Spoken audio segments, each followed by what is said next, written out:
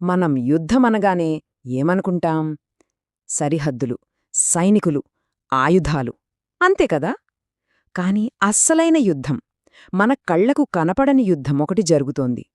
అది ఆర్థిక రంగంలో, వ్యాపార వ్యూహాలతో ఒక దేశాన్ని మోకాళ్లమీదకు తీసుకురాగల అత్యంత ప్రమాదకరమైన యుద్ధం.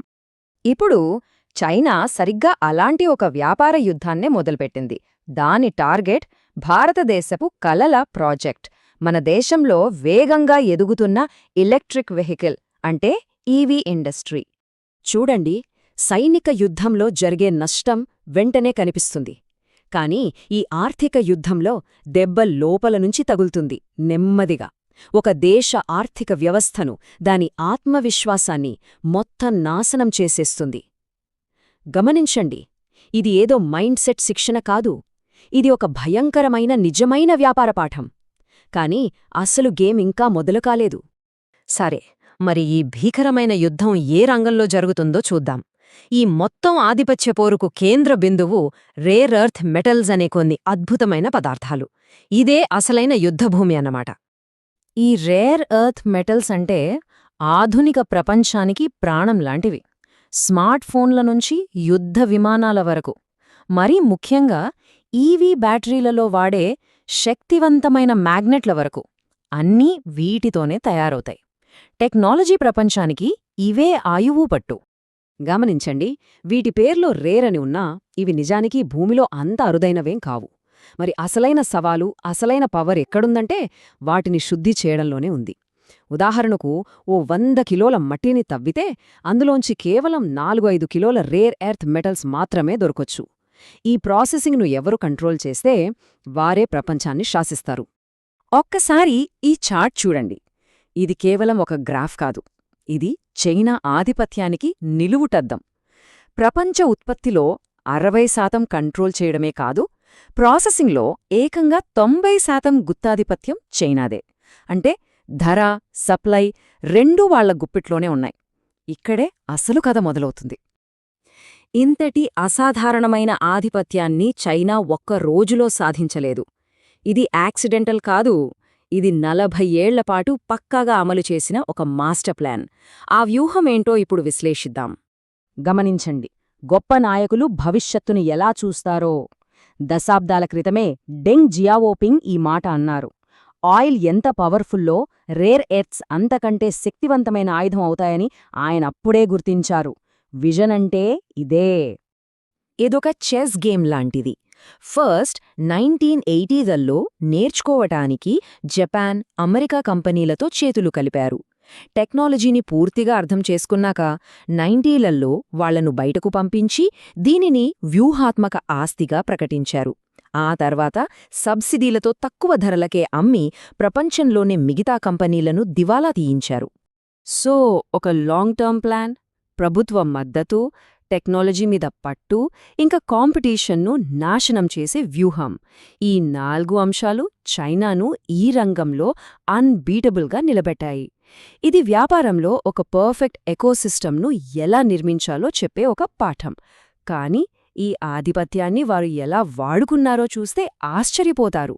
ఇక్కడే అసలు మలుపు మారింది. ప్రపంచమంతా తన మీద ఆధారపడేలా చేసుకున్న తర్వాత చైనా తన వ్యాపారాన్ని ఒక ఆయుధంగా మార్చేసింది. తన మాట వినని దేశాలను దారికి తెచ్చుకోవడానికి ఈ మోనోపొలిని ఒక జియోపొలిటికల్ వెపన్గా ప్రయోగించడం మొదలుపెట్టింది. ఇదంతా ఒక పక్కా ప్లాన్ ప్రకారం జరిగింది. ఫస్ట్ తక్కువ ధరలతో అందర్నీ అట్రాక్ట్ చేసింది. తర్వాత ఎగుమతులపై కోటాలు విధించింది. 2010లో జపాన్తో వివాదం వచ్చినప్పుడు సప్లై ఆపేసింది. ఆ తర్వాత తన ప్రాసెసింగ్ టెక్నాలజీని ఎవ్వరికీ ఇవ్వకుండా బ్యాన్ చేసింది. ఇక చివరి దెబ్బగా ఎక్స్పోర్ట్ లైసెన్స్లివ్వడమే మానేసింది. ఆట ఇప్పుడు పూర్తిగా వారి చేతుల్లోకి వెళ్ళిపోయింది. ఇప్పుడు అదే ఆయుధం నేరుగా భారతదేశం వైపు గురిపెట్టబడింది. ఇది మన వర్తమాన సంక్షోభం. భారతదేశ ఆర్థిక పురోగతిని దెబ్బతీయడానికి చైనా వేసిన ఎత్తుగడ ఇది. జస్ట్ ఈ ఒక్క నంబర్ చూడండి, 96%. అంటే మన అవసరాల్లో దాదాపు అన్నీ చైనా నుంచే వస్తున్నాయన్నమాట. వ్యాపారంలో మనం నేర్చుకోవాల్సిన అతి ముఖ్యమైన పాఠం ఇదే. మన సప్లై చైన్లో ఇంత పెద్ద బలహీనత ఉంటే మన భవిష్యత్తు మన చేతుల్లో అస్సలు ఉండదు. దాని ఫలితం ఇదిగో ఇలా ఉంది. మారుతి సుజుకి లాంటి ఒక దిగ్గజ కంపెనీ తన ఈవీ ఉత్పత్తి లక్ష్యాలను ఏకంగా 3/2 తగ్గించుకోవాల్సొచ్చింది. ఇది కేవలం ఒక కార్ కంపెనీకి వచ్చిన నష్టం కాదు, దేశపు ఆశయాలకు తగిలిన పెద్ద దెబ్బ. ఇది కేవలం మారుతి సమస్య మాత్రమే కాదు, బజాజ్ ఆటో కూడా ఇదే హెచ్చరిక చేసింది. అంటే ఇది ఒక ఇండస్ట్రీ మొత్తం ఎదుర్కొంటున్న అస్తిత్వ సంక్షోభం. సప్లై లేకపోతే ఫ్యాక్టరీలు మూతపడతాయి, ఉద్యోగాలు పోతాయి. ఒక్కసారి ఆలోచించండి, ఈ దెబ్బ కేవలం కార్ల పరిశ్రమకే పరిమితం కాదు. ఇది భారతదేశపు ప్రతిష్టాత్మక 2030 క్లీన్ ఎనర్జీ లక్ష్యాలను, మన భవిష్యత్ తరాల భవిష్యత్తును ప్రమాదంలో పడేస్తోంది. మరి ఈ సవాలు నుండి బయటపడే మార్గముందా? సమస్యను చూశాం, ఇప్పుడు పరిష్కారం వైపు దృష్టి పెడదాం. ప్రతి సంక్షోభం ఒక అవకాశాన్ని ఇస్తుంది. ఈ పట్టు నుండి బయటపడి మన భవిష్యత్తును మనమే రాసుకోవడానికి భారతదేశం ఏం చేయాలి? ఇదే చాలామందికి తెలియని పాయింట్.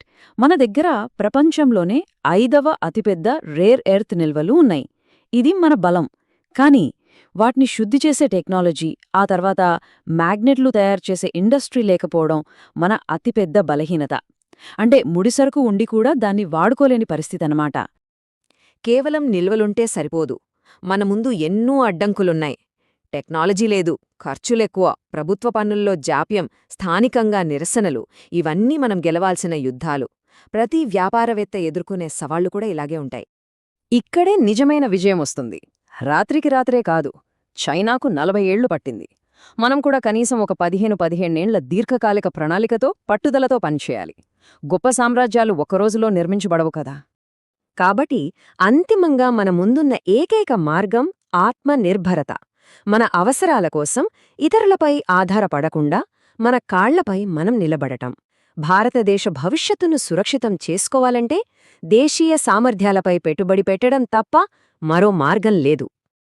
సో, ఈ మొత్తం కథ నుంచి మనం గ్రహించాల్సిన 3 కీలకమైన వ్యాపార పాఠాలేంటంటే: 1.